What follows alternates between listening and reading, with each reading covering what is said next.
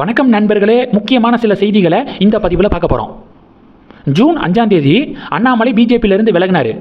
We the leaders இயக்கம் அப்படிங்கிற ஒரு இயக்கத்தை தொடங்கியிருக்காரு. 25 நாள் ஆயிடுச்சு. கிட்டத்தட்ட 19 லட்சம் பேர் அண்ணாமலை இயக்கத்தில் வாலண்டியராக சேர்ந்துருக்காங்க. இப்போ எதுக்காக இதை சொல்கிறேன்னா, ரீசெண்டாக பிஎல் சந்தோஷ் இருக்கார்ல, அண்ணாமலைக்கு ஃபோன் பண்ணியிருக்காராம்.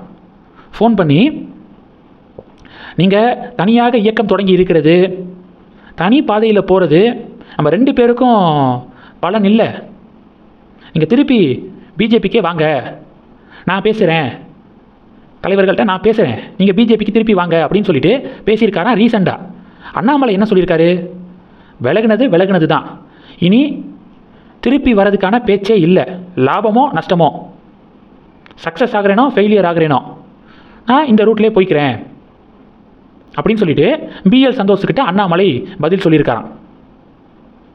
எடுத்த முடிவில் ஸ்ட்ராங்காக மழை இருக்காது அப்படிங்கிறது இதிலிருந்து புரிஞ்சுக்க முடியுது. இப்போது இந்த செய்தியை ஷேர் பண்ணி அண்ணாமலை சப்போர்ட்டர்ஸு தமிழிசை அக்காவை கேள்வி கேட்குறாங்க.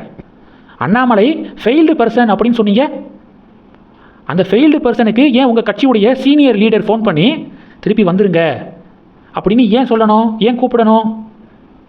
ஏன்னா அண்ணாமலை தனியாக இயக்கம் தொடங்கி இருக்கிறது தமிழக பாஜகவை வாஸ் அவுட் ஆக்கியிருக்கு. ஒட்டுமொத்த தமிழக பாஜக தொண்டர்களும் இப்போது அண்ணாமலை பக்கம் நிற்கிறாங்க. தமிழக பாஜகவில் இன்னைக்கு தேதிக்கு நிர்வாகிகள் மட்டும்தான் இருக்காங்க, சப்போர்ட்டர் தொண்டர்கள் அப்படின்னு சொல்லிட்டு யாரும் இல்லை. இதெல்லாம் உளவுத்துறை மூலமாக பாஜக தலைவர்களுக்கு போயிருக்கோம். அதனால தான் அண்ணாமலைக்கிட்ட ஃபோன் பண்ணி திருப்பி வாங்க அப்படின்னு சொல்லிட்டு கேட்டுக்கிருக்காங்க. இதிலிருந்து அண்ணாமலை பவர் புரியுதா? ஃபெயில்டு பர்சன் அப்படின்னு இனியும் அண்ணாமலையை சொல்லாதீங்க அப்படின்னு தமிழிசை அக்காவுக்கு கிளாஸ் எடுத்துக்கிருக்காங்க வி த லீடர்ஸ் இயக்கத்தில் சேர்ந்த வாலண்டியர்ஸ். இது ஒன்று. ரெண்டாவது என்ன பார்க்க போகிறோம், இபிஎஸ் தலைமையில் ஆட்சி அமைக்க டிஎம்கே தலைவர் ஸ்டாலினே என் கூட நேரடியாக பேசினார் அப்படின்னு காதர் மொய்தீன் போட்டு உடைச்சிருக்காரு. அதிமுகவிலிருந்து விலகக்கூடிய ஒவ்வொரு சீனியர் லீடர்களும் இந்த குற்றச்சாட்டை தான் முன்வைக்கிறாங்க. டிஎம்கேவுடைய சப்போர்ட்டோட இபிஎஸ் முதல்வராக நினச்சாரு அப்படின்னு சொல்லிட்டு இதே தான் சொல்கிறாங்க. ஆனால் இபிஎஸ் ஒத்துக்க மாட்டாரு. டிஎம்கே கூட்டணியிலேருந்து விலகக்கூடிய ஒவ்வொருத்தங்களும் டிஎம்கேவும் ஏடிஎம்கேவும் இப்படி பிளான் பண்ணாங்க அப்படின்னு சொல்லி தான் கூட்டணியை விட்டு வெளியே வந்துக்கு இருக்காங்க. ஆனால் ஸ்டாலினும் ஒத்துக்க மாட்டாரு.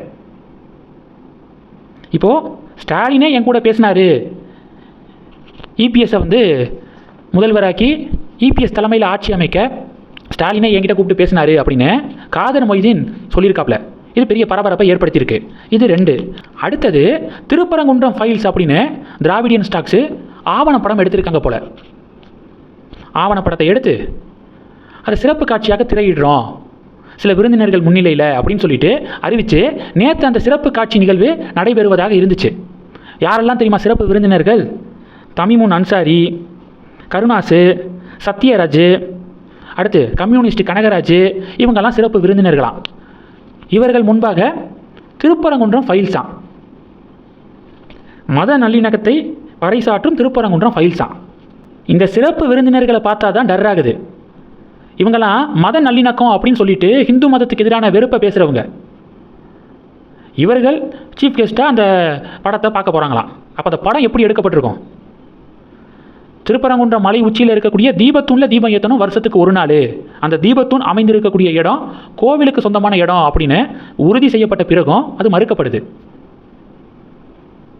இதில் இந்த திருப்பரங்குன்றம் ஃபைல்ஸ் அப்படிங்கிறது டெஃபினட்டாக தீபத்தூணில் தீபம் ஏற்றணும் அப்படிங்கிற கருத்துக்கு எதிராக தான் எடுக்கப்பட்டிருக்கும். இப்போது டிவிகே கவர்மெண்ட் ஒரு உருப்படியான காரியம் பண்ணியிருக்காங்க.